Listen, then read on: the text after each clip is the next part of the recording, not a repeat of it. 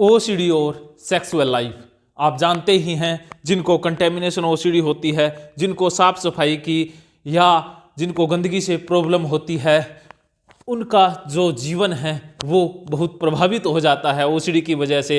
एक शब्द में कहें तो वो दलदल की या नरक जैसी जिंदगी जी रहे होते हैं। और ख़ास बात यह है कि जीवन का जो रंग है, जीवन का जो असली मज़ा है, उसका भी वो लुत्फ उठा नहीं पाते हैं। जितने भी ओसीडी सफरर हैं, मैंने काउंसलिंग सेशन या थेरेपी सेशन के दौरान ये पाया कि उनकी जो सेक्सुअल लाइफ है वो भी बहुत डिस्टर्ब होती है। ऐसे भी बहुत सारे कपल होते हैं जिनका शारीरिक संबंध काफ़ी सालों से बना नहीं है। मैंने ऐसे कपल देखे हैं जिनका 18 साल से, 19 साल से, 10 साल से, 5 साल से कोई आपस में शारीरिक रिलेशन रहा नहीं हुआ है। इसमें गलती ओसीडी वालों की नहीं है, क्योंकि उनको गंदगी से प्रॉब्लम होती है। उनको प्राइवेट पार्ट गंदे लगने लग जाते हैं। उनको जो वीर्य है वो बहुत गंदा लगता है। उससे टच हो जाए, कहीं छू जाए तो वो कपड़ों को बदल देते हैं, उसी वक्त नहाने लग जाते हैं। हस्बैंड वाइफ, अगर वाइफ को है तो वो हस्बैंड को पास आने नहीं देती है, क्योंकि जैसे ही हस्बैंड छूता है या प्राइवेट पार्ट को उसको टच करता है तो उसको लगता है कि गंदा हो गया, सब कुछ अशुद्ध हो गया, पाप लग जाएगा, ये हो जाएगा। तो कभी भी वो इंजॉय सेक्सुअल लाइफ का ले नहीं पाते हैं।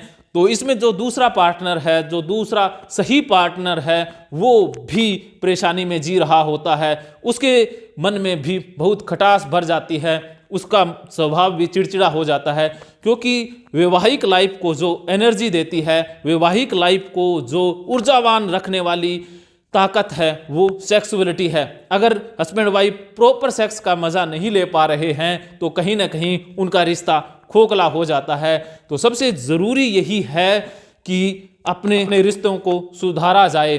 अगर हस्बैंड चाहता है कि उसकी वाइफ बिल्कुल सही हो जाए और वो सेक्सुअल लाइफ का मज़ा ले पाएँ, तो इसके लिए सबसे पहले ओसीडी का इलाज ज़रूरी है। और इलाज भी साइकोथेरेपी के द्वारा। आप दवाई ले रहे हैं, बहुत अच्छी बात है। दवाइयों के साथ साथ जब तक उसके मन से वो बातें नहीं निकलेंगी, जो मन के अंदर जो विचार है, मन का जो पैटर्न उसका बदल गया है, हैबिट जो बदल गई है, अगर वो ठीक नहीं होगी तब तक नॉर्मल सफरर हो नहीं पाता है। तो इसके लिए थेरेपी की सबसे ज़्यादा आवश्यकता होती है। काउंसलिंग और थेरेपी के माध्यम से ही रिश्तों को सुचारू किया जा सकता है।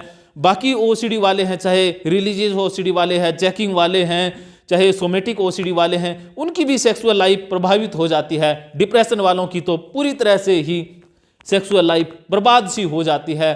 तो अगर आपको मानसिक रोग है तो आपकी सेक्सुअल लाइफ भी बर्बाद ही समझिए। तो इसके लिए ज़रूरी यही है कि सबसे पहले मानसिक रोग का इलाज लेना होगा, फिर सेक्सुअल लाइफ भी ज़रूरी हो जाएगी। इसके लिए गलती ये हो जाती है कि जो सफरर है वो अपनी प्रॉब्लम को तो बता देता है थेरेपिस्ट को, काउंसलर को, वो सेक्सुअल लाइफ के बारे में बताता ही नहीं है। झूठ बोल जाते हैं सफरर कि सेक्सुअल लाइफ तो ठीक है, संबंध 10 सालों से बने ही नहीं हुए हैं, कहते हैं कि सेक्सुअल लाइफ तो ठीक है, क्योंकि एकदम से जो पेशेंट है वो थेरेपिस्ट के साथ खुल नहीं पाता है।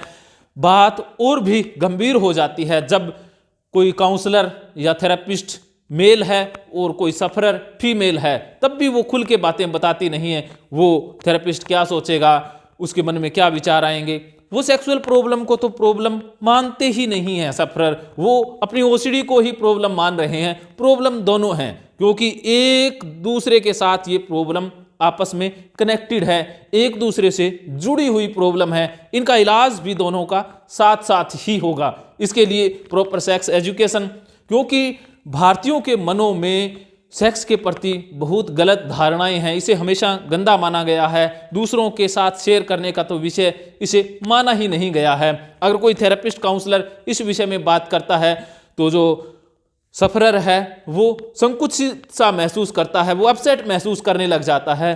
तो काउंसलिंग और काउंसलर का रोल बहुत महत्वपूर्ण हो जाता है कि पूरी तरह से पहले जो सफरर है वो विश्वास में हो और उसके ऊपर बिलीफ हो जाए, फिर ही उसकी जो सेक्स एजुकेशन से संबंधित है या सेक्स रिलेटेड समस्या है उसका समाधान दिया जाए। तो अगर आप ओसीडी से सफ़र करते हैं, अगर आपका कोई परिवार का मेंबर ओसीडी से सफ़र कर रहा है, तो उसकी सेक्सुअल लाइफ भी जरूर प्रभावित हो रही है उसका इलाज भी जरूरी है। अगर आप संपूर्ण स्वास्थ्य चाहते हैं तो साइको गुरु टीम से बात कर लीजिए।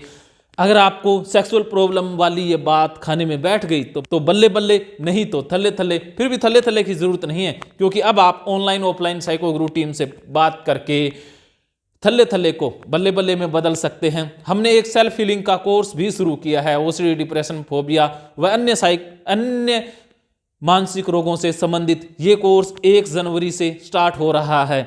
इसके लिए आप rajendra jodhpuria.com वेबसाइट पर विजिट करें। धन्यवाद।